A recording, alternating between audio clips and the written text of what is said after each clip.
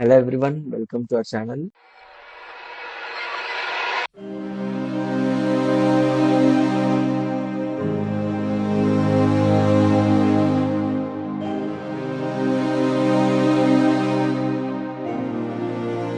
Today we are going to learn how C language works.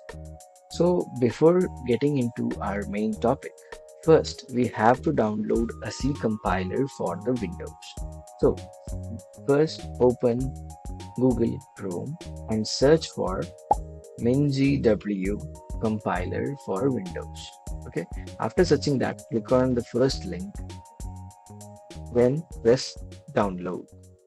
After pressing download, it starts downloading by itself. It has already started downloading. So actually I had already downloaded few minutes ago. So just click on it and press on install and continue. I'll say that reinstall it because I have already installed in my system. After this, click on continue. Then it shows an terminal in which you have to click all these. You have to check the box of all of these.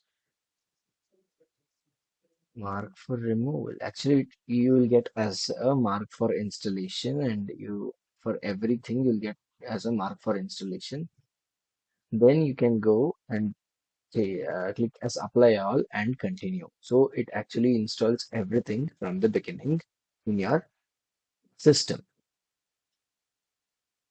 Now you must come to your Windows C drive where you have that MinGW64. Click on that and then go into the bin folder. You can see that you have C++ compiler, GCC compiler for executing the C program that you have written in the VS Code. So just copy this path. So I'll press copy. After copying this path, come to click on this PC here, right click and click on properties.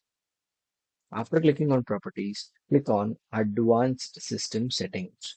There you will get another windows in which you have to click environment variables, in which you have your user variables, okay, in which you have to click on the path. So after double clicking it, give a new and paste whatever you have copied. So then press OK. I have already copied in my system, so there is no need to worry. Okay, then press OK for it. I'll just click cancel and cancel, and I'll go further. Just create any folder in your system and open it. I have named the folder as C language. And here I'll create another one folder and I'll name it as part 1. Okay, part 1, and I'll open it. You can use shift and right click and enter open with code. So it opens directly in VS Code as I'll show it now. See, it opened your actually this in the VS Code. It opens in VS Code. Okay. Now, even though it may work in many of the computers and it may not. So click on this and erase all of those things and write CMD command. So a terminal box will open and here write code space dot. Press enter. So this also opens the folder that you want to open in Visual Studio Code. Now, let's start our main topic. That is what is C programming.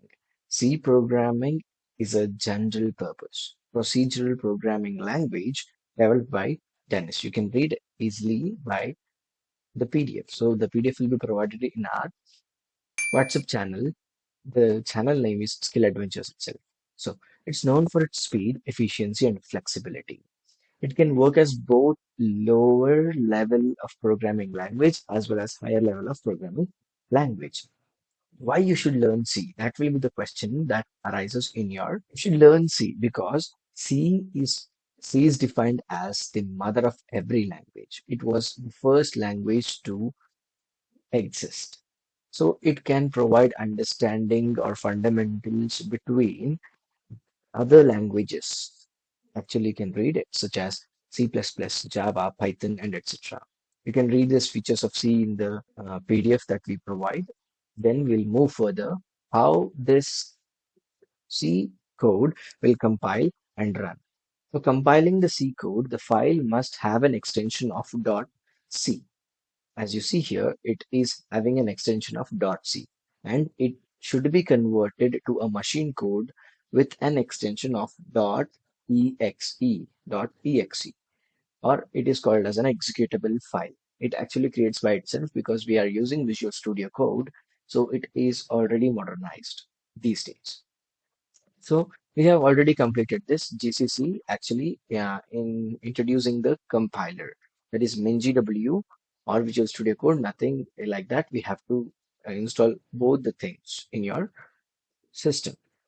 Then we'll go with writing your first program in C. So Hello World is a practice in which we can write anything, we can write your name, anything. But Hello World is a good practice to start with your first program. So to actually write the first program, you need to know the basic syntax of how your code looks like. So let's go with the basic syntax of C program. The first line that we'll write in a C program is preprocessor directives. So preprocessor directives are some functions which actually include external libraries.